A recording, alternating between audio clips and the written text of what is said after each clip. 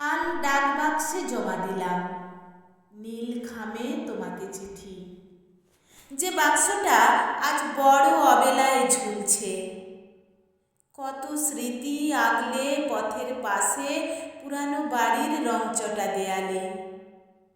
জানি না আমার লেখা চিঠি তুমি পাবে কি না। এই এত বুয়ো চিঠি ফেললাম লাল ডাক বাক্সে। সাদা কাগজ ভরিয়ে দিয়েছি নীল কালিতে। লিখেছি রাতের দুঃস্বপ্নের কথা। নির্ঘুম চোখে কি কি স্বপ্ন দেখেছি। লিখেছি তোমাকে আমার ভালো লাগার কথা। গঞ্জের হাটে কাঁচের চুড়ি 4 গোছা আর লাল হলুদ ফিতে, আলতা, টিপ পাতা কিনেছি তোমার জন্য। তুমি এবার মকর পড়বে, আসবে কিন্তু। লিখেছি চিঠিতে। চাষের জমিতে আলুর জন্য মাটি তৈরি, মাঠে আউশ ধান কাটা শুরু হয়েছে। হিমেল বাতাসে নূতন ধানের সুগন্ধ। বুলবুলি, টিয়া, শালিক পাখিরা আসে।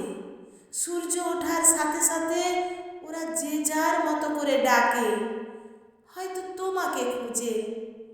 জানো, সকাল হলেই শালিক পাখিরা দল বেঁধে ঝগড়া করে শিউলিতলার উঠোনে। জানি না ভোর রাতে রানার চিঠিটি শহরে পৌঁছাবে কি না। আমার লেখা চিঠি তুমি পাবে কি না আমি জানি না। তুমি কোথায় আছো আমি জানি না। জানো, নীল খামের উপর তোমার ঠিকানা লেখা হয়নি। নীল খামের উপর ঠিকানায় লিখেছি তুমি আমার প্রিয়তমা। কবিতা আমার প্রিয়তমা।